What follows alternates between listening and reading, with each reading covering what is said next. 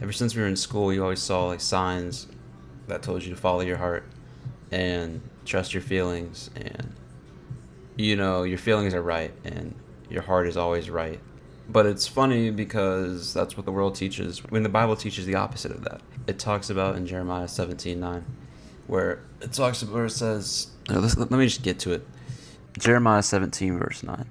The heart is deceitful above all things and beyond cure. Who can understand it? It's literally saying, above all things, your heart is deceitful. Your thoughts are deceitful. Your feelings are deceitful. And our own heart, like our own thoughts. And I would even argue that sometimes we think it's our own thoughts, that we're the ones coming up with these thoughts, but ultimately it's us. Like, we're not even thinking, we're listening to what Satan is putting into our heads, and we think that it's our own thought. So then in turn we think we should trust ourselves because, oh well, obviously I think this way, I'm feeling this way, so that might be true. Well, but then it might be true, and then you trust yourself over what God is telling you, and you believe these little thoughts in your head that Satan is actually the one planting these thoughts. So then you don't even question or doubt him. But let's go back to that word, to Jeremiah 9, where it says the heart is deceitful above all things. Now, who else is described as like the top deceitful one? Who else is described as like who's completely corrupt, who's always evil? Well, that's Satan.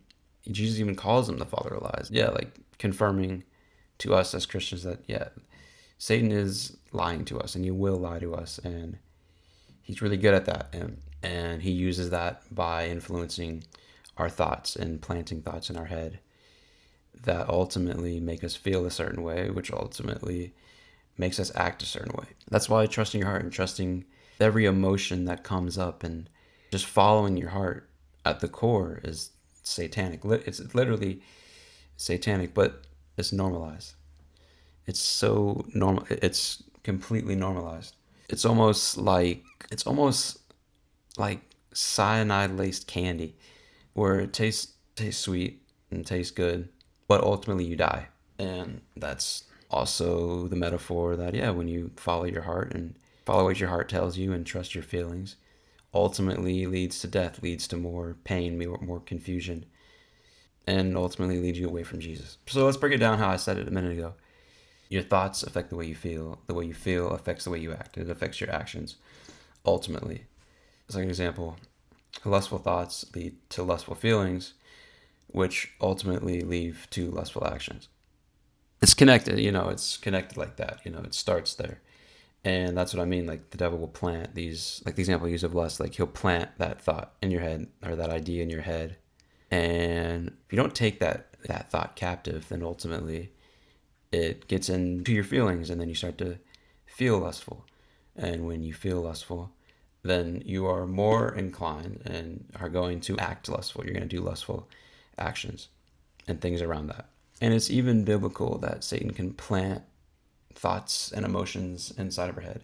Now, ultimately, he can't read our thoughts, but then I would challenge it and say he may not be able to read our thoughts, but well, he doesn't need to be able to read our thoughts if he knows our thoughts, because he is the one planting those thoughts in our head. So yeah, even in John 13:2, where Judas is about to betray Jesus, it says, "And the supper being ended, the devil having now put into the heart of Judas to betray him." So literally planted it on his heart. And then Judas trusted his heart and ultimately got possessed by Satan and betrayed Jesus, obviously.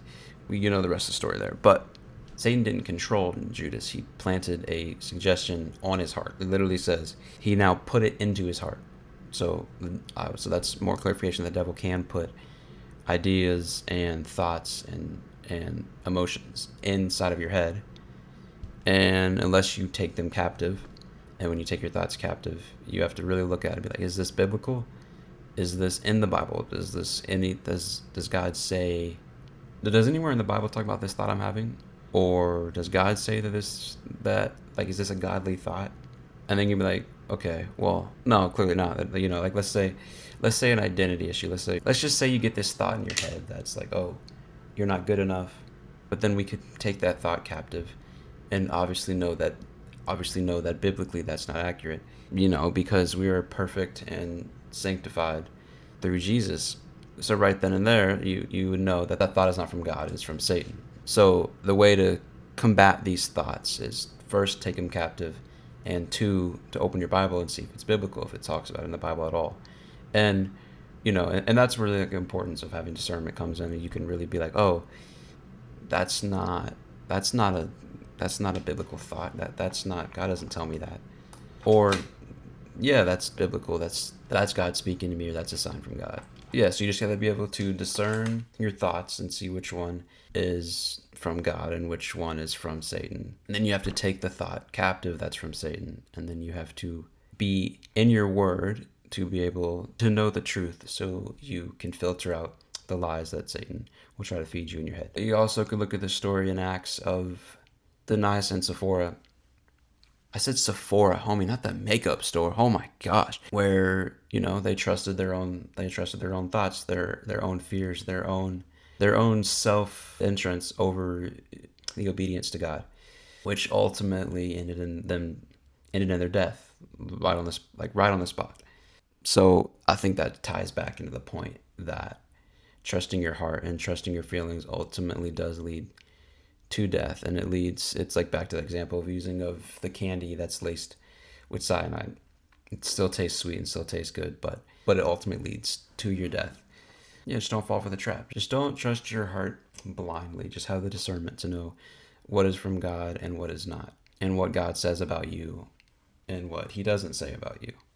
Just trust God. Just line everything up with his word and what it says in the Bible, because your feelings can't save you, but Jesus can. If you took anything away from this, share it with someone who you think also needs to hear this message as well, and who is struggling with trusting their heart over what God tells them. Like, subscribe. Peace out. Peace.